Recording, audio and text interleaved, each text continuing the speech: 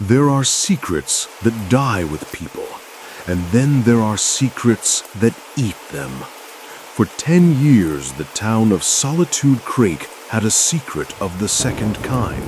They just didn't know it. They smiled at the keepers of the secret.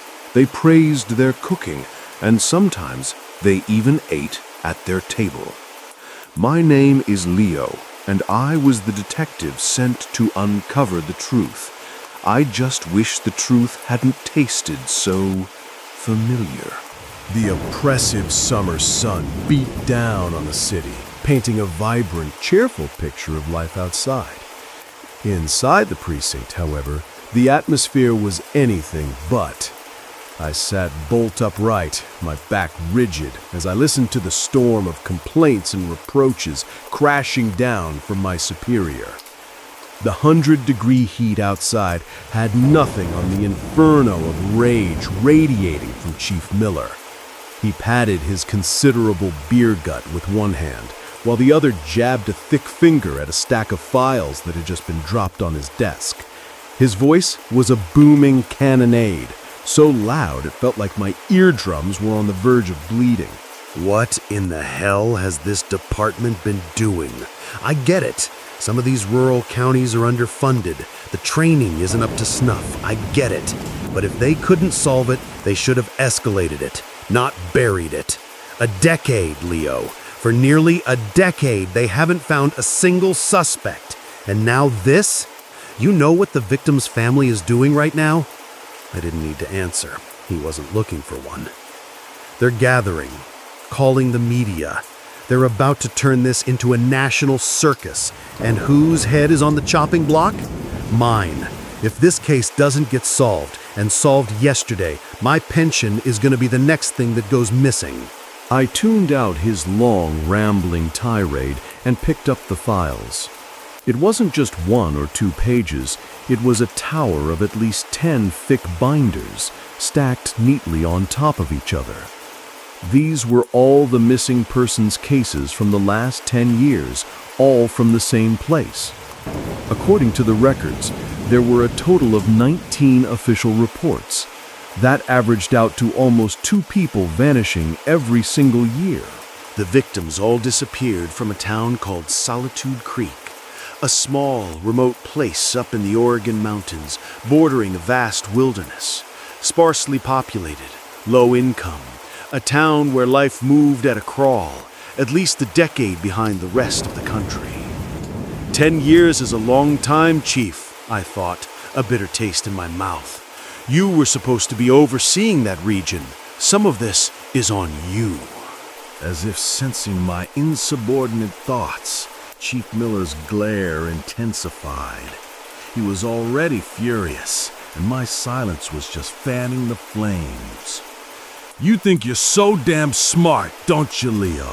Think you're untouchable just because you close cases? Well, yeah, of course I didn't say that out loud.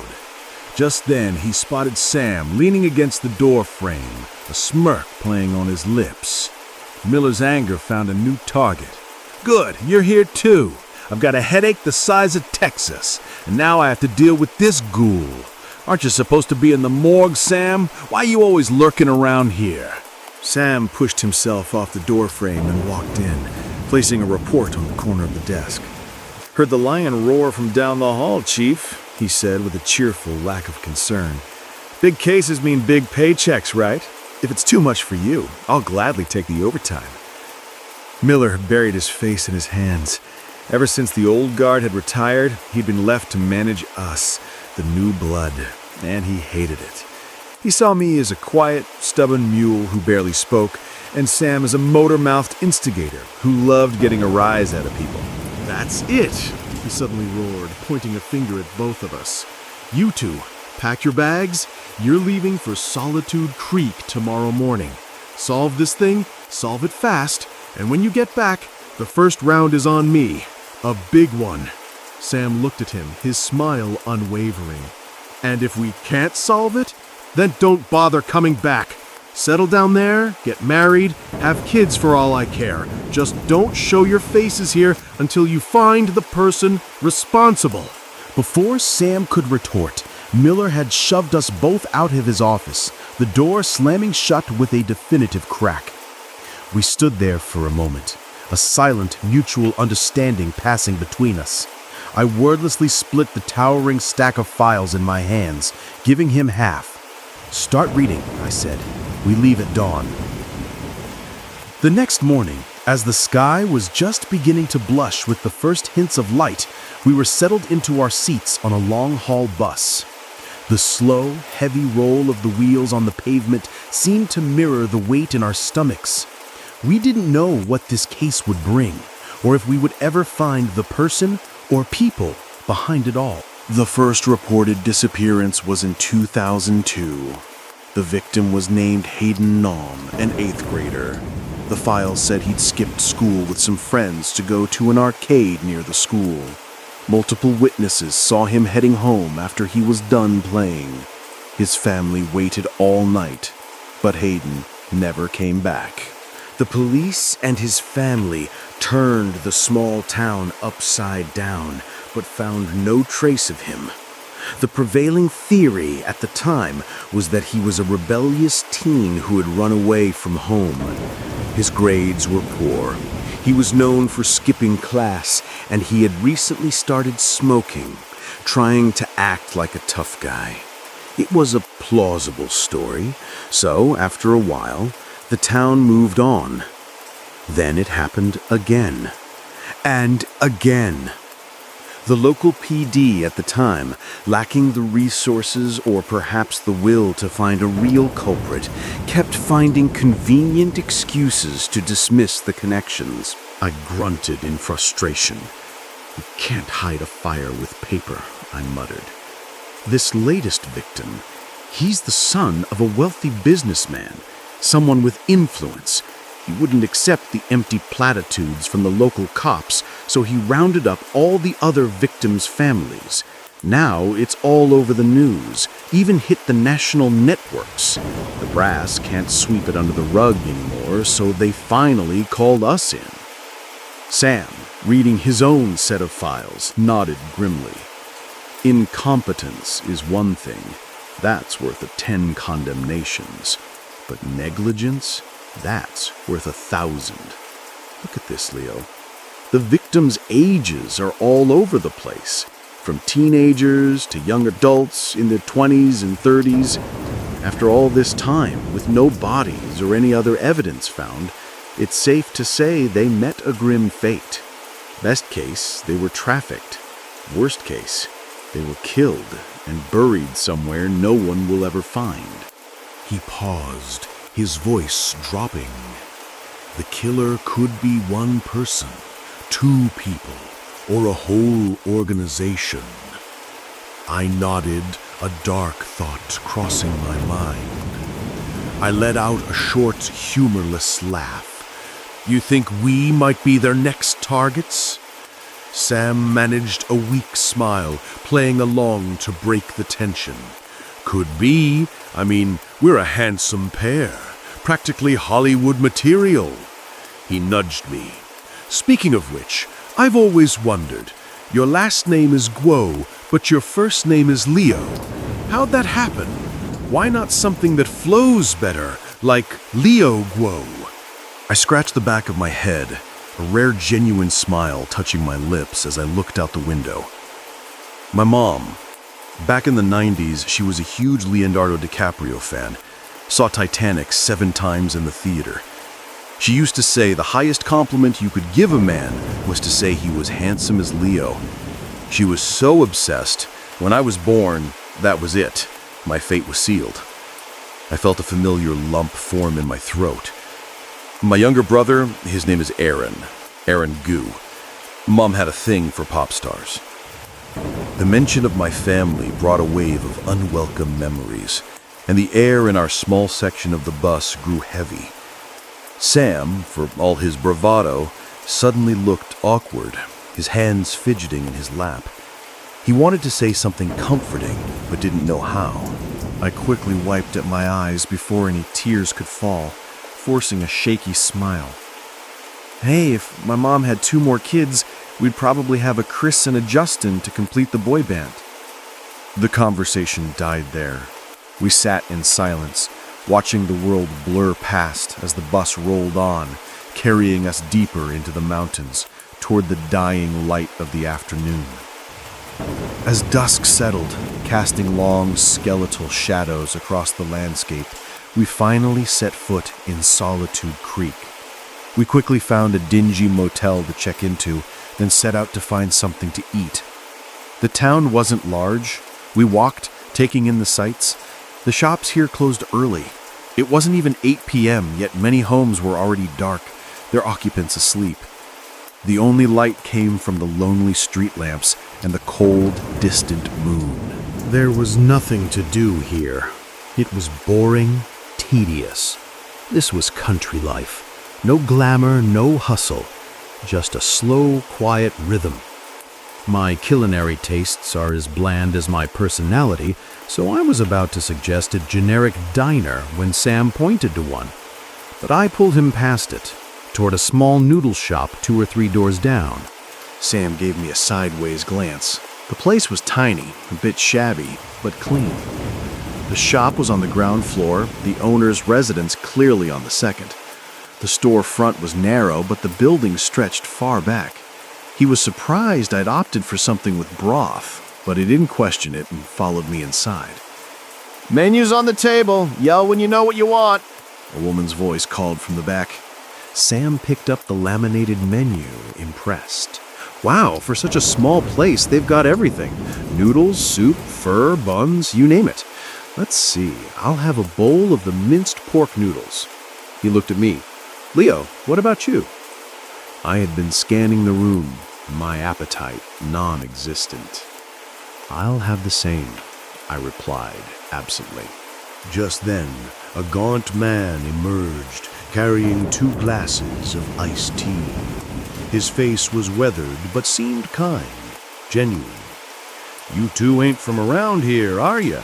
he asked, his voice a friendly drawl. "Folks in these parts are all tanned from working outdoors. Don't see skin as pale as yours." Sam smiled back. "You got us. We just got transferred here." "Is that right?" the owner said, his enthusiasm growing. "Well, welcome. Name's Howard. That's my wife, Helen, in the back. You come by often, I'll give you a discount. Must be tough working so far from home." We thanked him politely. Soon, 2 steaming bowls of noodles appeared, the aroma rich and inviting. Sam eagerly grabbed his chopsticks, taking a large bite of noodles, followed by a spoonful of the minced pork and broth. His initial excitement quickly faded. He leaned in and whispered, "The noodles are okay, and the broth is decent, but man, is the meat salty." I wasn't a fan of soupy dishes to begin with, so I just ate mechanically, forcing it down. After we finished, I had to down several glasses of iced tea myself. "You're right," I admitted. "Incredibly salty. I don't know if they use too much salt or what, but I'm dying of thirst."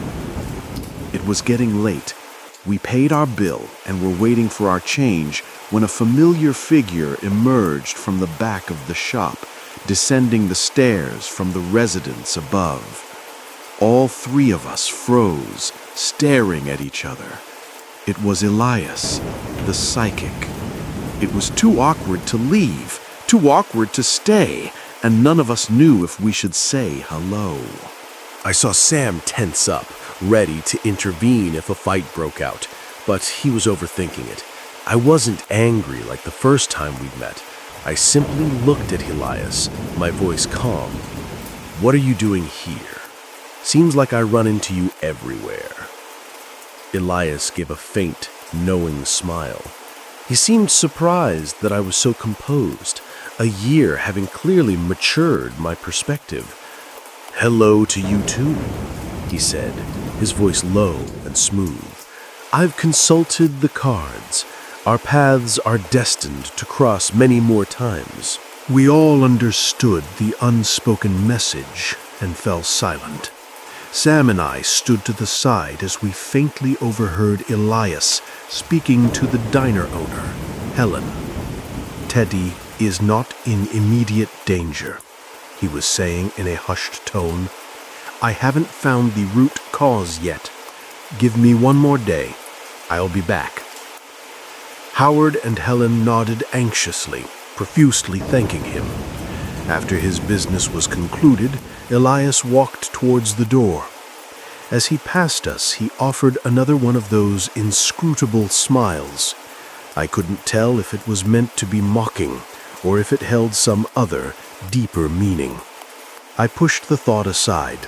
As Howard handed me the change, I asked him casually, "Have you heard about the recent disappearance? It's all over the news. They say the victim was the son of some rich guy." Howard flinched, just for a second, before composing his face into a mask of sorrow. "Oh, we heard. Terrible thing. Probably a kidnapping for ransom, I'd wager. Being so close to the wilderness, we get all sorts of trafficking types passing through.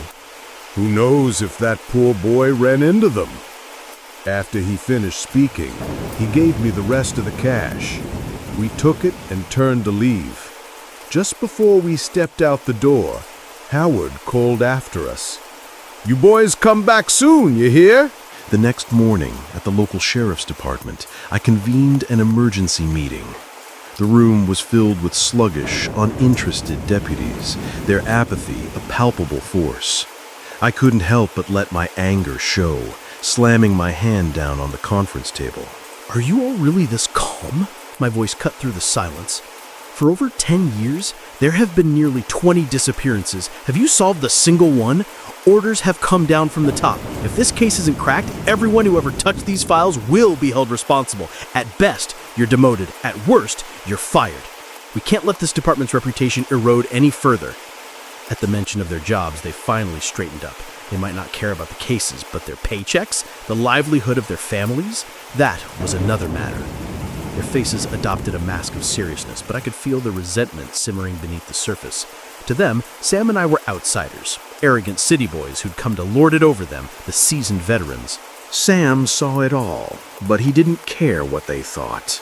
His job on this trip included a secondary, covert assignment: to evaluate the performance of every single officer here. When we returned, he would file a full report on their negligence and incompetence. Their days of coasting were numbered. Behind me was a large blackboard, on which I'd pinned a map of Solitude Creek. I took a red marker and began to circle several locations. The deputies watched in silence, waiting to see what trick I was about to pull. None of them offered a single useful suggestion or piece of insight. They were just bodies in chairs. I pointed to the map, my voice sharp and clear. The locations where the victims were last seen are all within the town center. As I spoke, I drew lines connecting the red circles, creating a tangled web. In the center, a single red dot became more and more prominent. "This spot," I said, tapping it, "is the center of the circle. Every disappearance occurred within a radius of about a quarter mile from Howard's." I continued. The victims ranged in age from 13 to 30 with various occupations, but all of them lived and worked in the vicinity. It's highly probable that the one thing they all had in common was that they were regular customers of that noodle shop. It was only then that Sam understood my seemingly random choice of dinner last night. I had already begun my investigation. A man in his 40s, one of the veteran deputies here named Jones, finally spoke up, his voice thick with skepticism.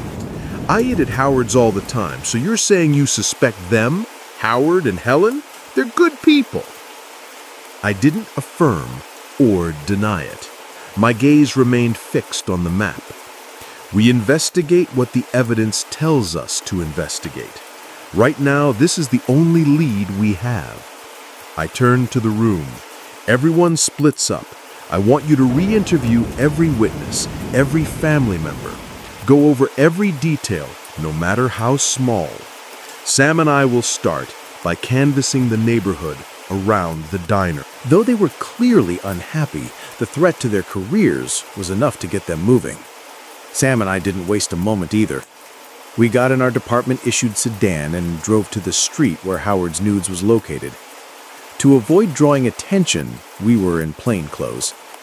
We decided to start with the house directly next door. A middle-aged woman answered the door. After we identified ourselves, her initial wariness was replaced by a nervous energy. She quickly invited us in for a glass of water, her hands fluttering nervously in her lap as she sat on her floral-patterned sofa. I didn't beat around the bush. Ma'am, we're reinvestigating the missing persons cases from the past several years. We just need to ask everyone a few questions again. Oh my, she said, a hand flying to her chest. Of course, of course. For a second there, you scared me. Ask whatever you need. If I know anything, I'll tell you everything. I went through the standard procedural questions first. Then, as we were nearing the end, I shifted the tone, making it more conversational. It's our first time being assigned out here. It's quiet. We're lucky to have met such kind people like yourself. Makes being away from home a little less lonely. The woman, who introduced herself as Mrs. Gable, seemed to warm to us.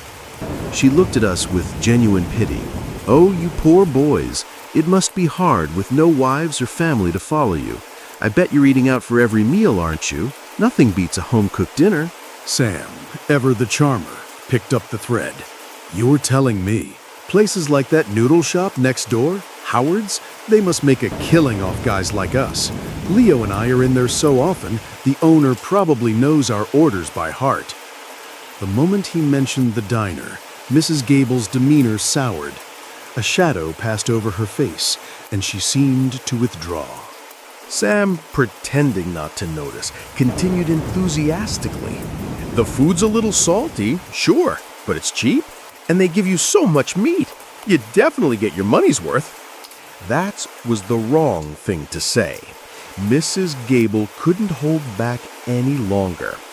There's a saying, she said, her voice sharp. You get what you pay for. You boys should just buy some groceries and cook for yourselves. It's better for you, healthier. She paused, looking at us intently. Now, I'm not one to gossip. I'm just giving you some friendly advice. Don't you tell anyone I said this. You hear? After we both nodded, she leaned forward, the floodgates of her story finally opening. It used to be, she began, that I had a noodle shop right here, out of my own kitchen. Business was good, steady. Then, all of a sudden, my neighbors, Howard and his wife, they open up their own place, selling the exact same thing. Now, competition is normal in business. I know that. At first, I paid it no mind. But then, my customers started disappearing, one by one, and their little shop was packed day in and day out. I found out they were selling their food for practically nothing. People in this town, they aren't picky. They just want a full belly. So it didn't matter if their food was too salty or too bland.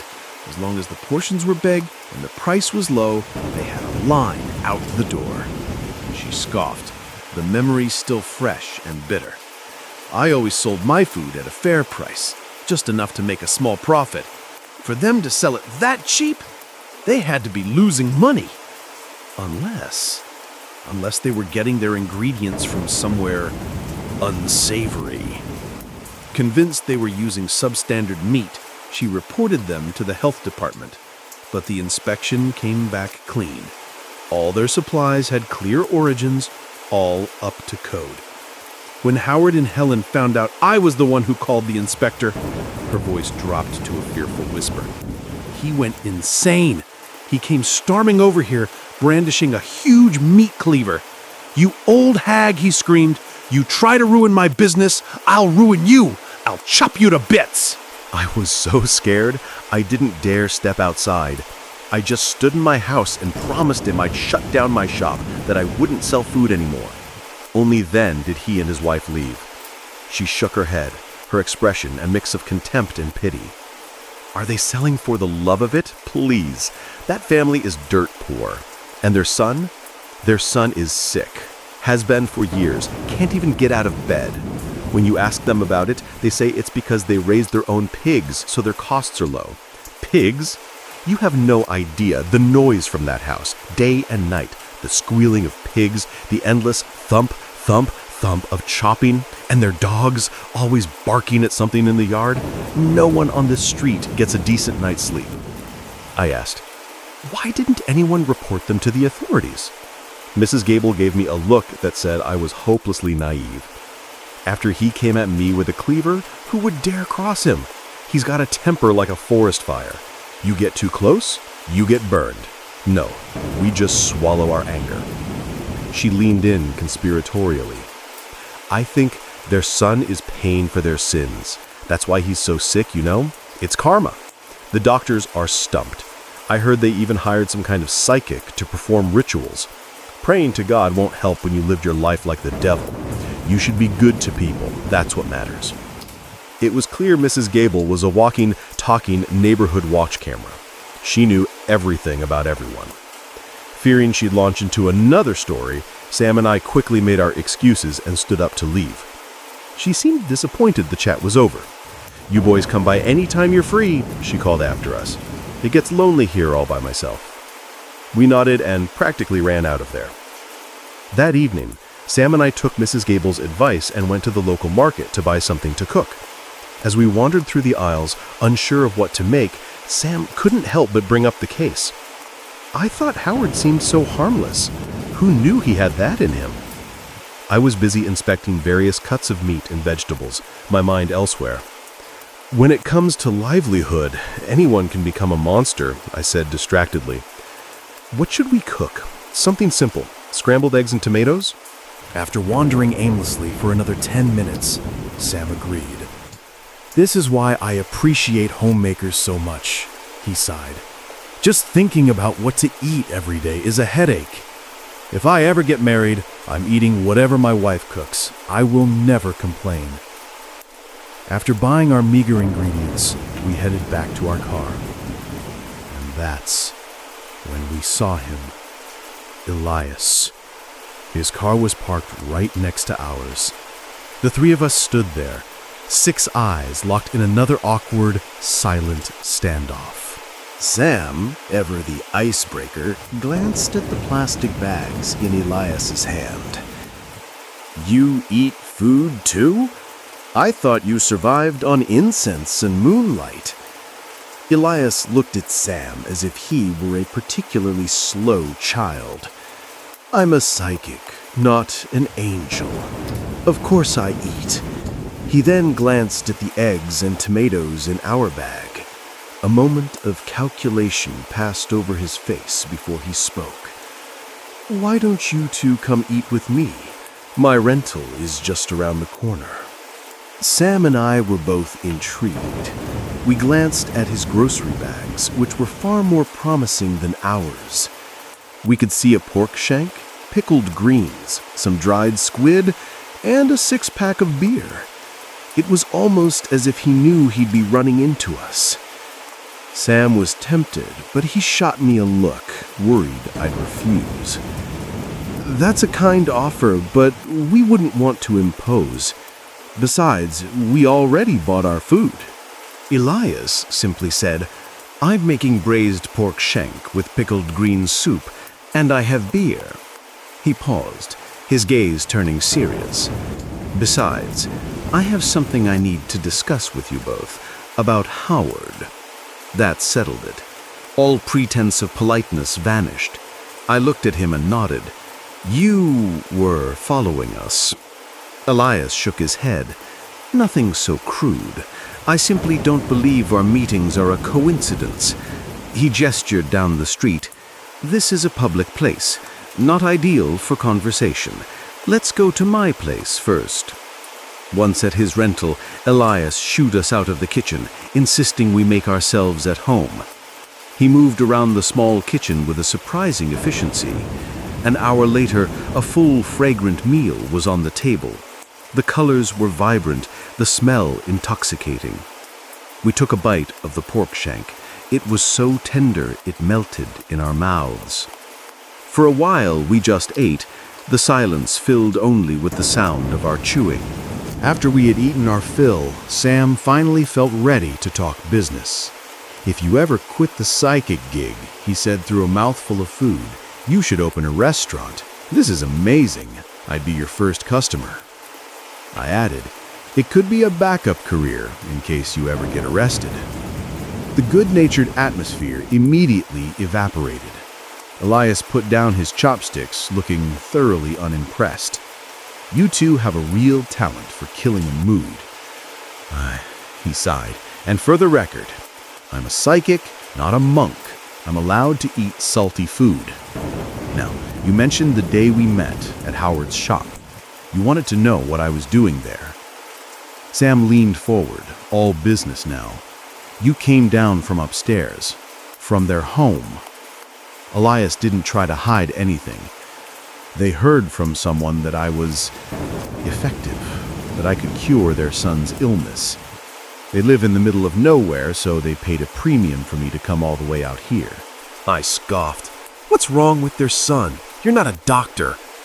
Elias ignored my tone. The couple has taken their son, Teddy, to every hospital they can afford, spent a fortune. No doctor can diagnose him. So, out of desperation, they turned to people like me.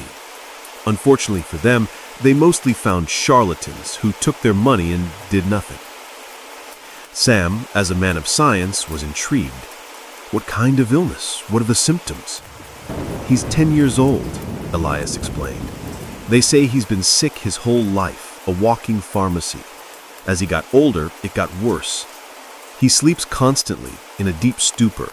At first, his parents thought he was dead, but when they checked, he was still breathing.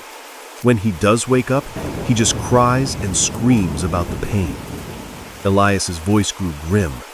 He says that in his dreams, he's being chased and torn apart by a pack of ghosts, and the places he describes being bitten, they become swollen and inflamed on his real body, as if he's contracted some kind of plague.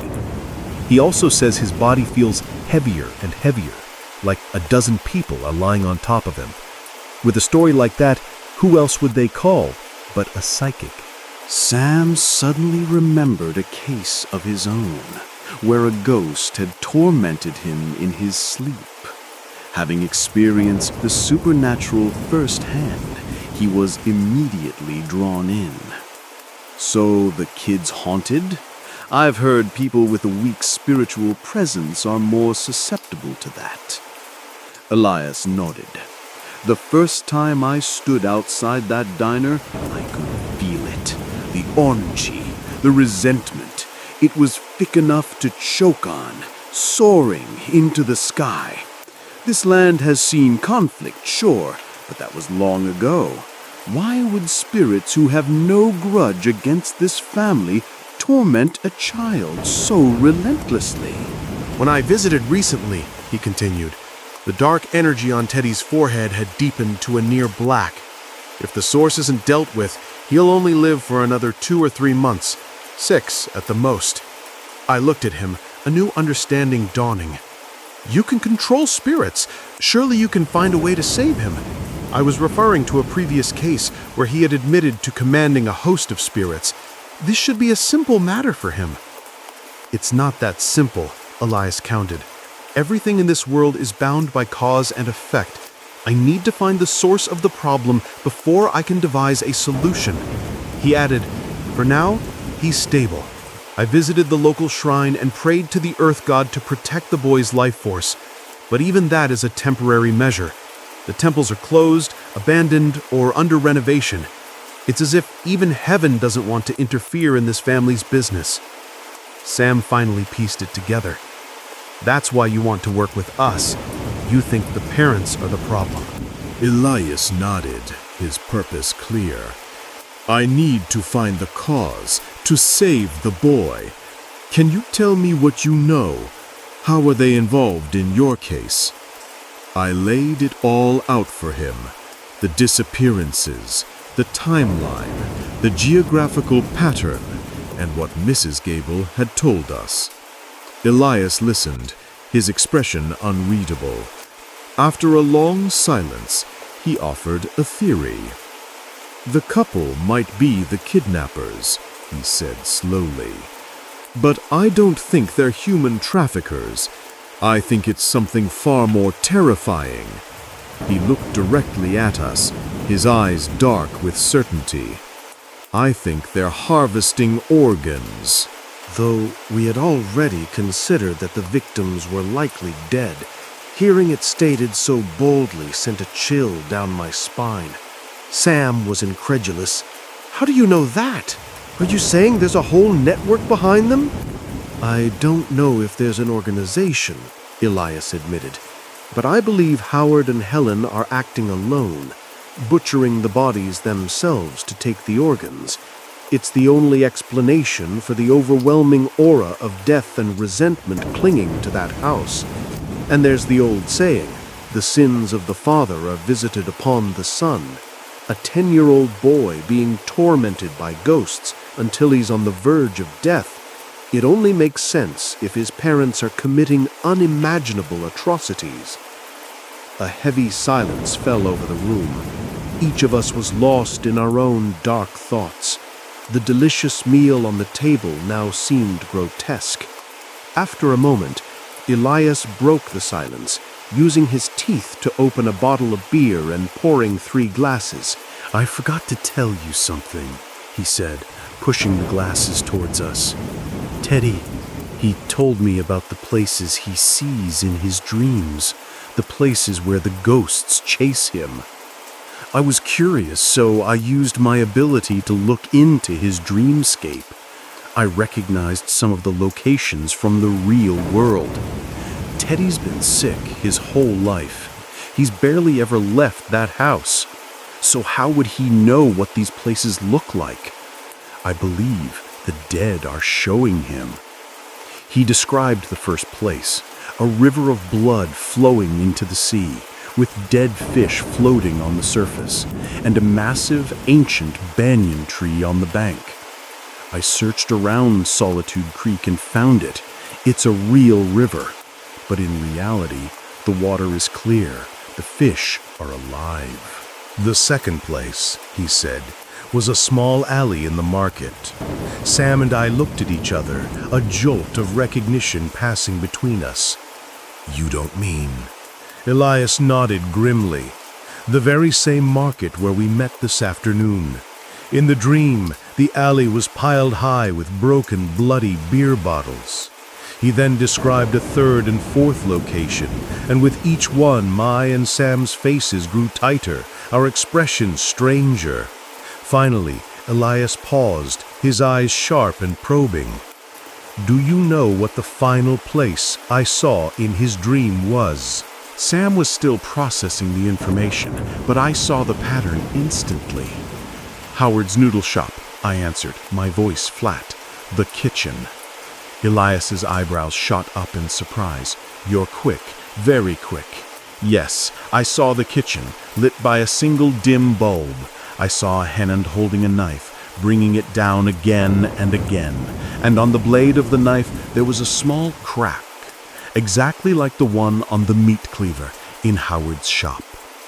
He seemed to enjoy the shock and horror dawning on our faces, but I had a shock of my own to deliver. "Perhaps you don't know this," I said, my voice cold as ice, "but every location you just described is a place where one of the victims was last seen alive, and they are all within a quarter-mile radius of that diner." Now, the possibility of Howard being the kidnapper was over 70%.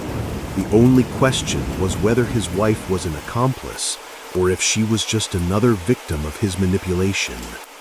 "So," Sam asked, his voice barely a whisper, "what do we do now? We couldn't share this with the local department. They were untrustworthy, and one of them was even a regular customer. Any leak could alert Howard and cause him to destroy evidence or flee. This had to be done quietly. All eyes turned to me. I laid out the plan. Elias, you go back to Howard's house. Use the excuse that you're there to treat Teddy. Look around for anything unusual, anything that doesn't belong to the family. Sam and I will visit the locations you saw in the dream. We'll canvass again, see if we can find any new clues. Without hesitation, Elias nodded in agreement. Life has a funny way of working. One minute you see someone as an adversary, an obstacle. The next, you're sharing a meal, planning a strategy, and preparing to walk into the lion's den together. The very next day, a Wednesday, while the town was busy with work and school, Elias returned to the noodle shop. The place was bustling with customers, one person leaving as another entered.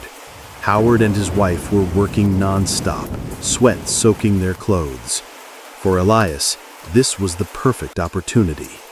He announced he was there to perform a blessing for Teddy, to ward off the evil spirits.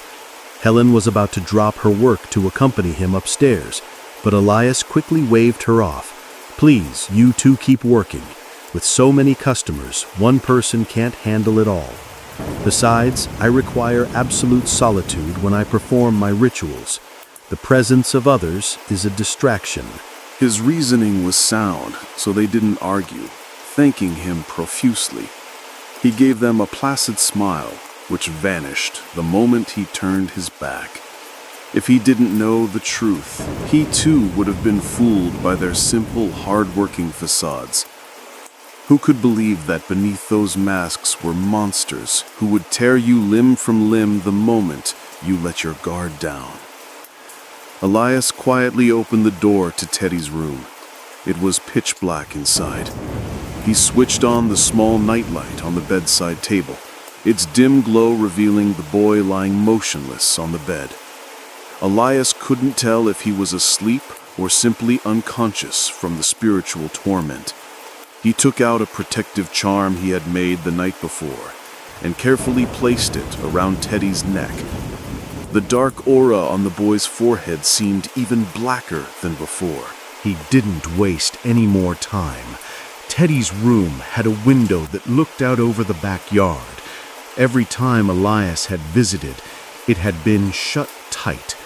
He'd thought nothing of it, as his previous visits were at night. But for it to be sealed shut during the day, they were hiding something. He slid the lock open and gently pushed the window out. It creaked loudly from disuse. He froze, listening. Thankfully, the noise from the busy diner below masked the sound. Through the window, he saw a seemingly ordinary backyard. The only oddity was a fence that was twice as high as any of the neighbors, and a pigsty in the corner where several hogs were squealing. But Elias saw more. He saw what lay beneath the mundane veil, a suffocating miasma of death, an era of resentment so thick it was almost tangible.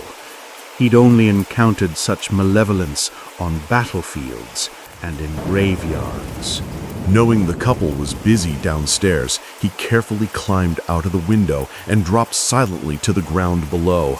He had to see for himself. There were 5 or 6 large chest freezers. A small, busy diner wouldn't need that much frozen storage. They were covered with tarps and tied down with nylon rope. To the left, several strips of meat were hanging to dry. Elias had made jerky before. This meat had a strange color, unlike any pork he'd ever seen. He approached the pigsty and saw pieces of bloody, raw meat left in the trough. Was this family so well off they fed their pigs meat instead of slop? Lost in thought, he heard a noise from the back door. He quickly ducked behind a dilapidated shed. Through a crack in the wood, he saw Howard emerge. The man unlocked one of the freezers and pulled out a large frozen block of what looked like ground meat. He was restocking. Howard locked the freezer and went back inside. Fearing he'd be discovered, Elias knew he couldn't stay. He expertly climbed back up the wall, slid through the window, and closed it, sprinkling a fine powder he'd prepared onto the latch to hide any marks he'd left. As he left, the door to the bedroom closing silently behind him, the small boy on the bed opened his eyes. They glowed faintly in the dark, staring blankly at the ceiling. When our trio met up again that night at Elias's rental, I brought some takeout as a courtesy. The psychic took one look at the bags and sighed, clearly thinking we were just using his investigation as an excuse for a free meal. After he recounted what he'd seen in the backyard, Sam and I went pale. Elias noticed our horrified expressions. "What's wrong with you two? Did you eat something poisoned?" Sam put a hand over his mouth, trying to suppress the urge to vomit. Something much worse," he croaked, his voice barely audible. He couldn't finish the sentence before bolting for the bathroom. We could hear the violent sounds of him retching. Elias looked at the leftover fish on the table. Was my cooking that bad today? I felt a cold dread creeping up my own spine, but I managed to keep my composure. "The meat," I said, finishing Sam's thought. "The minced pork in the noodles. We may have eaten human flesh, the flesh of the missing." The words hung in the air, monstrous and unbelievable. Now Elias understood. "You're saying Howard isn't just killing them for organs. He's a cannibal." I could only nod. Sam stumbled out of the bathroom, his face shifting from green to a ghastly white. "How many times did you eat there?" Elias asked him. Sam held up 4 trembling fingers. To get close to the family, we had taken turns eating there, making small talk with Howard. We couldn't just show up and not order anything. We thought it was just noodle soup. We never imagined it was that. It explained everything. The bland broth, the incredibly salty meat, and the horrifying possibility that the dried jerky and minced pork were being sold to others. An entire town unknowingly turned into cannibals by proxy. The thought sent Sam running back to the bathroom. "We need a search warrant," I said, my voice tight. "But we have nothing but speculation. We can't just raid a citizen's home. It would tip him off." That night, none of us could find peace. The shock of our discovery was too great, and when sleep finally came, it brought with it a shared nightmare. I felt a crushing weight on my chest, a familiar sensation from a past haunting. I was awake, aware, but unable to open my eyes. Oh no, not again, I thought. What lost soul is it this time? I found myself in a barren wasteland. No plants grew. The soil was cracked and dead. From the distance, a single praying mantis flew towards me, landing at my feet. Then a voice echoed in my mind, ethereal and ancient. "Do not be afraid, son. I mean you no harm." I spun around, but there was no one there, only the mantis. "Who are you?" I stammered. "If you have a grievance, go find the guy in the room next to mine. He's the lead detective. Or I can introduce you to a psychic." The voice from the mantis interrupted my rambling. "I have come only to apologize and to confess the sins of my son." "Your son?" "My son is Howard, the man you are investigating. My name is Bung. It is all my fault. His mother died in childbirth, and I was left to raise him alone. I worked so hard, I had no time to give him the love and guidance he needed. Without a mother, without a father's presence, he grew into the monster he is today. It is my failure." The next morning, I opened my door to find Sam standing there, his face ashen. "Did you dream about a praying mantis last night?" he asked. I nodded. When we told Elias, he confirmed he'd had the same visitor. The ghost of Howard's father had come to all 3 of us. Later that day, I was walking back from the market when I ran into Howard. The sight of him made my stomach churn, but I forced a neutral expression. He was on his way home and eagerly rushed over. "Officer Leo, where you headed? Eaten yet? Come on by the shop. I'll whip you up a bowl on the house." I quickly lied. "I just ate at a work function. I'm heading home now." "What's the hurry?"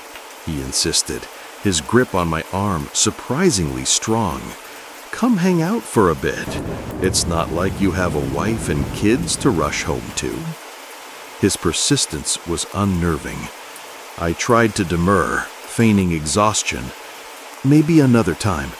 I spent all morning in the autopsy suite. My hands are still numb." As I said it, I watched his eyes. They changed. The folksy charm vanished, replaced by a deep, unsettling darkness. He wasn't looking at my face anymore. His gaze was fixed, greedily, on my hands. A chill shot down my spine. Was I his next target? I promised to visit another time, just to get away. He took me at my word. "All right then. Saturday night, you come to my place. I'm grilling some fish, got some squid. We'll have a few beers." Before he left, he added, "And you come alone, you hear? Don't bring that other fellow. I have something private I want to tell you." That night, the three of us convened. I recounted the encounter. The plan was set. I would go. Sam and Elias would hide nearby. My watch had a silent panic feature. One touch, and Sam's would vibrate, no matter the distance. It was a gift from a colleague intended for lovers, now repurposed for a manhunt. Saturday night arrived. The streets were deserted. I took a deep breath and walked into the lion's den. Howard greeted me effusively, guiding me inside. The diner was clean, the chairs neatly stacked. Then, behind me, I heard a loud metallic rattle. Howard had pulled down the heavy, rolling steel door, plunging the entrance into darkness. "What are you doing?" I asked, my heart pounding.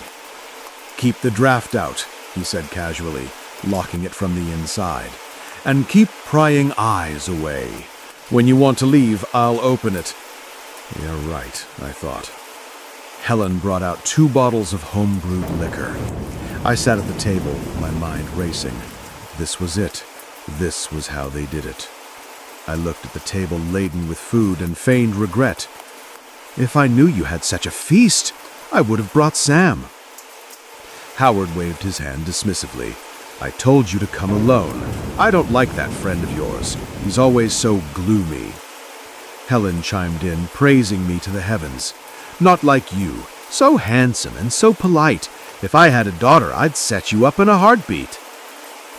The compliments felt like spider webs. They weren't looking at me. They were looking at my hands. Howard kept pushing a glass of the cloudy, foul-smelling liquor toward me. I refused, citing my low tolerance and the possibility of being called in to work. His face hardened. "Not drinking is a sign of disrespect." I was out of excuses. "I see you have beer on the shelf," I said quickly. "Let's drink that instead." After a moment's thought, he agreed. He was determined to get me intoxicated one way or another. An hour later, empty bottles littered the floor. My head was swimming. I hadn't eaten a thing, knowing what it was likely made of. Suddenly, I felt a rough, calloused hand stroking the back of mine. It was Howard. "You know what the most delicious meat in the world is, son?" he whispered, his eyes gleaming with a manic light. "It's human flesh." As he spoke, he moved closer. Behind him, Helen stood up, a large meat cleaver in her hand. My mind went into overdrive. I dropped the act. "The missing persons cases. It was you, wasn't it? You used the same method to get them drunk and helpless." Howard laughed, a high, unhinged sound. "I've never tasted the flesh of a public servant before. A forensic pathologist, no less. Those hands, those beautiful hands that cut open the dead. What a waste to just eat them. No, they must be preserved, displayed." He lunged. In that split second, I slammed my finger onto the face of my watch. Upstairs, Sam's watch vibrated. He and Elias burst out of Teddy's room. Before leaving, Elias had looked at the boy. "Stay here. Do not come down." Teddy, small and frail, had simply nodded, his eyes holding an understanding far beyond his years. I scrambled back as Howard and Helen advanced. Suddenly, the door to the upstairs burst open. Sam was there, standing between me and them. Howard saw the uninvited guests and knew the game was up. "How did you get in here? I'll have you arrested for breaking and entering." "We have a warrant to search this house," Sam said calmly, his voice ringing with authority. "It's on its way." Just then, the sound of police sirens filled the night.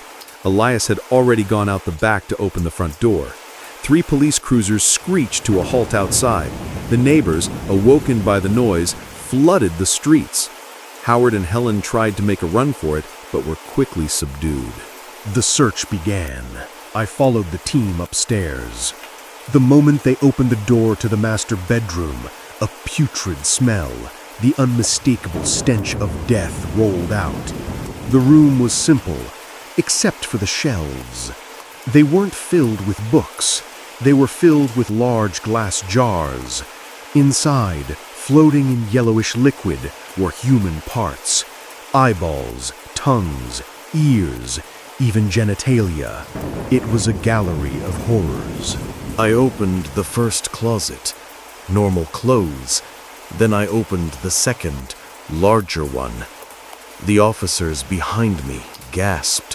One rookie ran out, gagging, hanging neatly on hangers, as if they were suits, were 5 sets of human skin, tanned and preserved. Under the bed, we found suitcases filled with human bones. Downstairs, the freezers were confirmed to contain human meat. The only room left was Teddy's. It was locked from the inside. We called his name, but only when Elias spoke to the door creak open. The small, pale boy emerged. Elias picked him up, shielding his eyes. The boy pointed under his own bed. There, we found boxes filled with the personal effects of the victims. Wallets, watches, phones, jewelry. Howard hadn't just collected their bodies, he collected trophies. The sun was rising as we brought out the last of the evidence.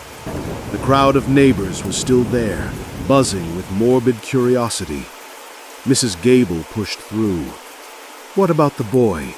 Little Teddy? He can't stay here alone. Let me take him." The other neighbors agreed, offering their help. After witnessing the depths of human depravity, their simple, selfless kindness was a powerful balm. Elias emerged with Teddy in his arms. The boy was scared of the crowd and buried his face in Elias' shoulder. "Don't worry," Elias told the neighbors. "I'll take care of him." Howard and Helen were sentenced to death. On the day of their execution, it rained relentlessly. As the shots rang out, a flock of crows descended from the sky, tearing at the bodies. The townspeople who watched believed it was the victims' souls finally getting their revenge. I found the verdict unsatisfying. It was too easy for them, I told Elias later. They didn't suffer the way their victims did. Elias looked at me. "My master," he said, "once killed an innocent man by mistake, orphaning his son. That son grew up to be a great police officer, but he never forgave my master. He always asked, 'Why do evil people live so long?' The truth is, karma has its own schedule. When your good fortune from a past life runs out, your debt comes due. Not even God can save you then. So my master, to control the spirits he commanded, he had to give up his own chance at reincarnation. He became one of them, bound to my will. It is the price he pays." "And you?" I asked. "Will you face the same fate?" He looked to the sky. If that day comes, it is the karma I have earned. A few days earlier, Elias had taken Teddy back to the empty house to hold a ceremony for the lost souls. It turned out Teddy had the second sight, the ability to see ghosts, which was why they tormented him. As Elias chanted, the ghostly figures of the victims appeared, their forms mangled and broken. He urged them to let go of their hatred and move on. One by one, they bowed and dissipated, the heavy atmosphere in the house finally lifting. "What will happen to me now?" Teddy had asked, his voice small. "You'll come with me," Elias said, smiling. "I'll teach you." "Will I live long?" "Until you're 70, Elias replied confidently. "Your grandparents, the praying mantis and his wife, they made a trade. They gave up their next 3 reincarnations to ensure you would live a full, healthy life. People pray to gods, but they forget their ancestors are their truest guardians." When Sam and I returned to the city and presented our findings to Chief Miller, he was ecstatic. But I wasn't finished. There must be consequences for the local officers whose negligence allowed this to go on for a decade, I insisted. Their indifference is just as criminal as Howard's malice. Chief Miller, after hearing our full report, agreed. The subsequent investigation led to the firing or forced retirement of half of the Solitude Creek Sheriff's Department. They complained it was unfair, that not all cases can be solved. But it was never about their failure to solve the case. It was about their failure to care. In our line of work, that is the one sin that can never be forgiven.